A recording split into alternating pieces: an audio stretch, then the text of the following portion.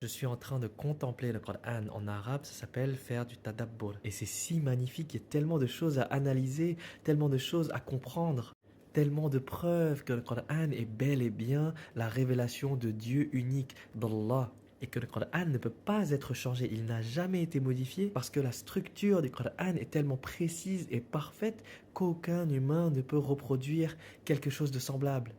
J'étais en train d'étudier Surah Al-Kafirun et j'ai trouvé ça tellement magnifique parce que deux surahs après Surah Al-Kafirun, on a Surah Al-Ikhlas. Et ces deux surahs, elles ont comme un effet miroir, un effet symétrique. Surah Al-Kafirun, elle parle du rejet du faux, alors que Surah Al-Ikhlas parle de l'affirmation du vrai. Le premier verset de Surah Al-Kafirun, c'est dit « Ô vous les infidèles ».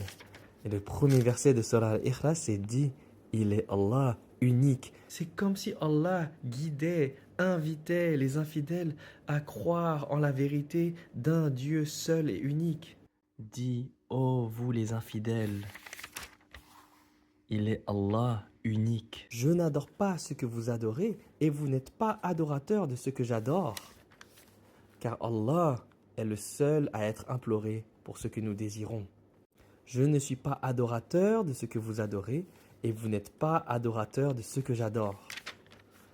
Il n'a jamais engendré, n'a pas été engendré non plus. À vous votre religion et à moi ma religion. Et nul n'est égal à lui. Et c'est tellement incroyable de lire ces deux surahs de cette manière-là. Subhanallah. Et bien sûr, je le répète souvent, le tadabbur c'est très personnel. Ce que je dis ne sont pas des affirmations ou des preuves religieuses. C'est juste ma propre contemplation, ce que je trouve merveilleux dans le Coran. Et ce genre d'effet miroir, de symétrie, on le retrouve plein de fois dans le Coran. C'est incroyable. C'est comme s'il y avait une conversation entre Surah Al-Kafirun et Surah Al-Ikhlas. C'est comme une invitation à l'islam.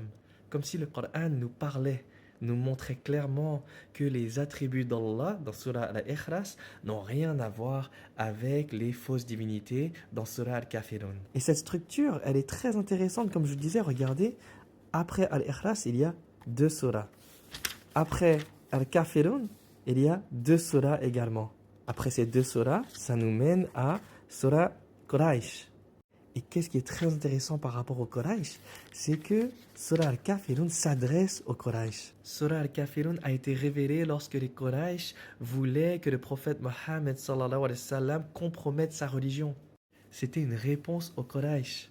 Une réponse très calme et très douce. Une réponse qui comprend passé, présent et futur. Ce qui signifie que les musulmans ne doivent jamais compromettre leur religion. Surah Al-Kafirun, c'est le rejet du shirk. Et la Surah contient le passé, le présent et le futur. Pour dire que les musulmans ne doivent jamais compromettre leur religion. Que ce soit avant, maintenant ou après. Parce que les Quraysh avaient proposé un compromis.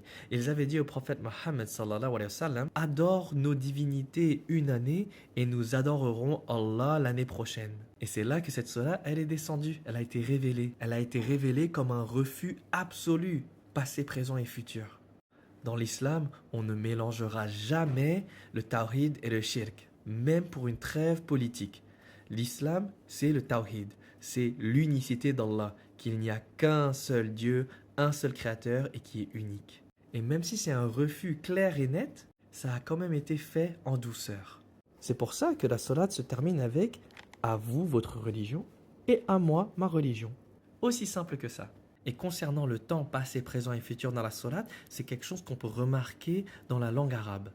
Le deuxième verset, le prophète Mohammed sallallahu alayhi wa sallam dit « Je n'adore pas ce que vous adorez maintenant, dans le moment présent ». Dans le verset 3, le verset qui suit, « Vous n'êtes pas des adorateurs d'Allah ». Pour dire que dans le moment présent, ils ne sont pas dans l'état d'être des adorateurs d'Allah. Ensuite, dans le verset 4, « Je ne suis pas et je ne serai jamais adorateur de ce que vous adorez ». Et dans le verset 5, on a un futur implicite, vous ne serez jamais adorateur sincère de ce que j'adore. Et donc pour conclure, Allah nous dit dans cette surah que le tawhid n'est pas négociable, ni dans le temps, ni dans l'intention. Pas maintenant, pas hier et pas demain. Et donc les Quraysh, dans leur proposition de un an on adore ton Dieu et un an tu adores les nôtres, Allah répond avec surah Al-Kafirun, non, jamais, à aucun moment, aucune confusion, le tawhid ne change jamais. Et il n'y a pas de compromis dans cela.